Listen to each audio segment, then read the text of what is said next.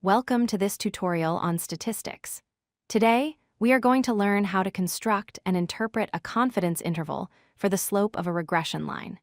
This is a crucial tool for understanding the relationship between two variables and determining if that relationship is statistically significant. Let's start with the big picture.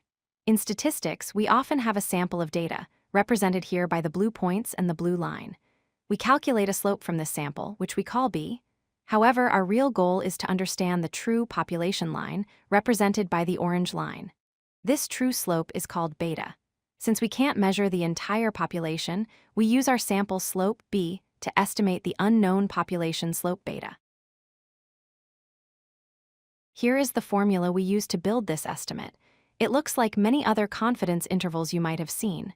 It starts with our point estimate, b, the sample slope.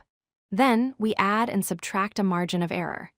This margin of error is made of two parts, a critical value, labeled t star, and the standard error of the slope, labeled se sub b. Let's break down the components. First is b, the sample slope. Mathematically, slope is the rise over run. It tells us how much the predicted y value changes for every single unit increase in x. This is the center of our confidence interval. Next is the standard error of the slope. Imagine if we took many different random samples from the same population. Each sample would give us a slightly different regression line, some steeper, some flatter. The standard error quantifies this variability.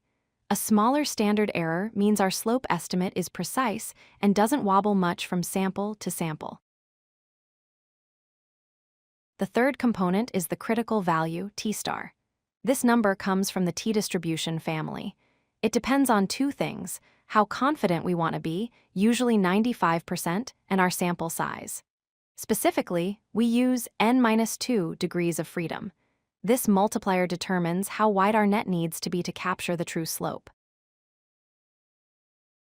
When we multiply the critical value by the standard error, we get the margin of error. This represents the reach of our interval. We take our sample slope b, and we reach out that distance in both directions, up and down. This creates a range from a lower limit to an upper limit. In practice, you rarely calculate these by hand. You will use statistical software. Here is a typical output table. You want to look at the row for your predictor variable, in this case, size. You can see the coefficient b is 12.4 and the standard error is 1.1. If we have 20 data points, we have 18 degrees of freedom. Using a t-table, we find t star is 2.101. We multiply the standard error by t star to get the margin of error, and add it to our slope to get the final interval. 10.89 to 14.711. Visually, you can think of this interval as a bow tie or a fan of plausible lines. The solid purple line is our sample line. The shaded area represents all the other possible slopes that are consistent with our data at that confidence level. We are confident the true population line falls somewhere within this fan. A key use of this interval is testing for significance.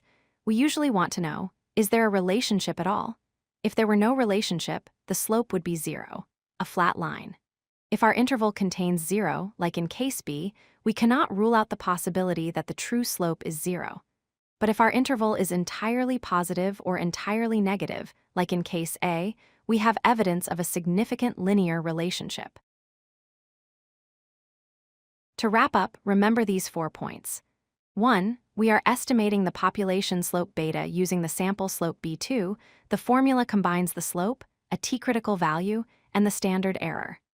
3. The interval gives us a range of plausible values for the true slope. And 4. Checking if 0 is in the interval tells us if the relationship is statistically significant. If you like this video, hit that like button and don't forget to subscribe.